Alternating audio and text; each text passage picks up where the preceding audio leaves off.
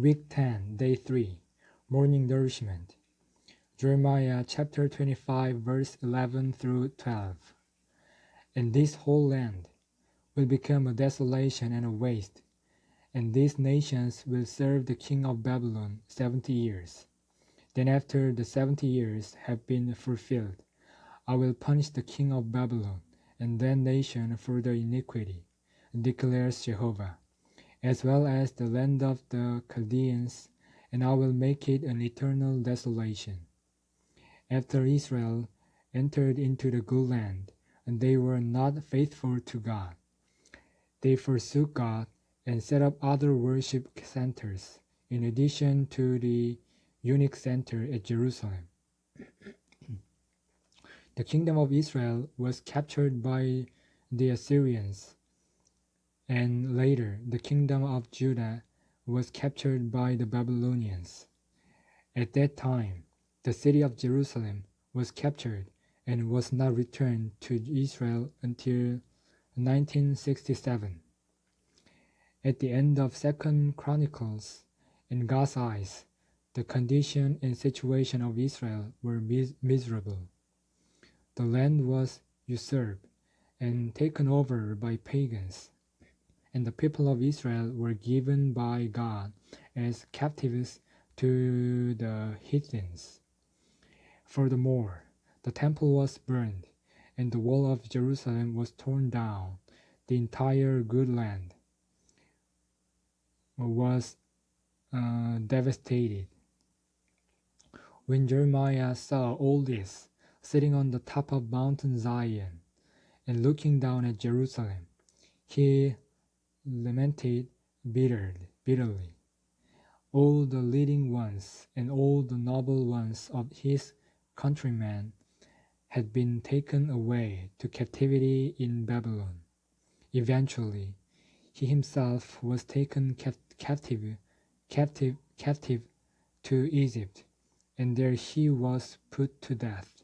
What a pitiful situation! While Jeremiah was lamenting, God came in to comfort him with the word that the captivity would not be forever, but would last only 70 years. Today's reading. God assured Jeremiah that the miserable situation of his country and his people, of the temple and the city, will last for just 70 years.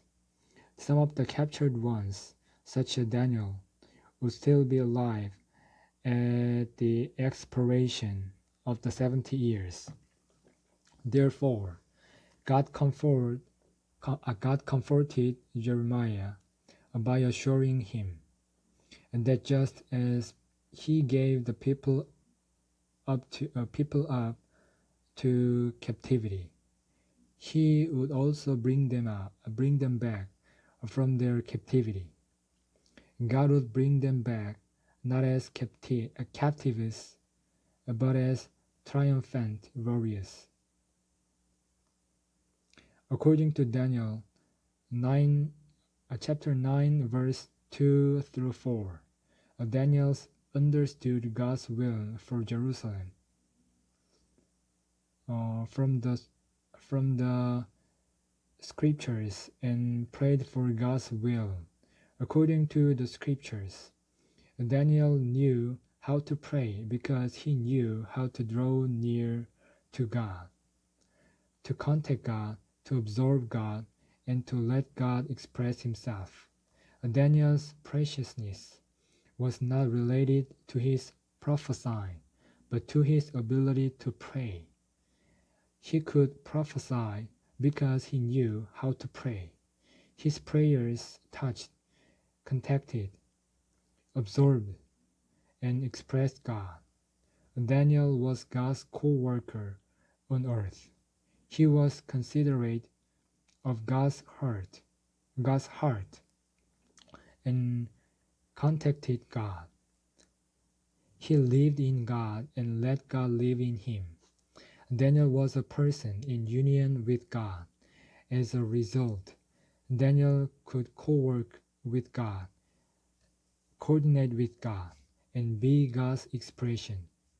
When there was a great turn of events on earth, Daniel understood from God's word that the desolation of the children of Israel would last 70 years, and that at the conclusion of the 70 years, God would bring the children of Israel from the land of their captivity to the land of Israel for them to rebuild Jerusalem. He knew God's intention and prayed for it with fasting.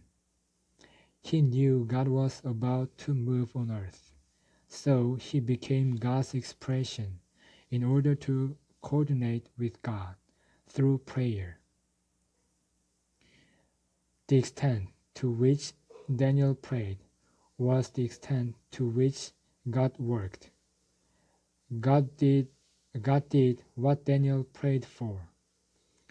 The return of the children of Israel to Jerusalem was God's fulfilling of Daniel's prayer. The children of Israel's return from captivity was the issue of Daniel's prayer. Hence, Daniel's prayer co-worked with God, opened a way for God's work, caused God to work, and led God's work.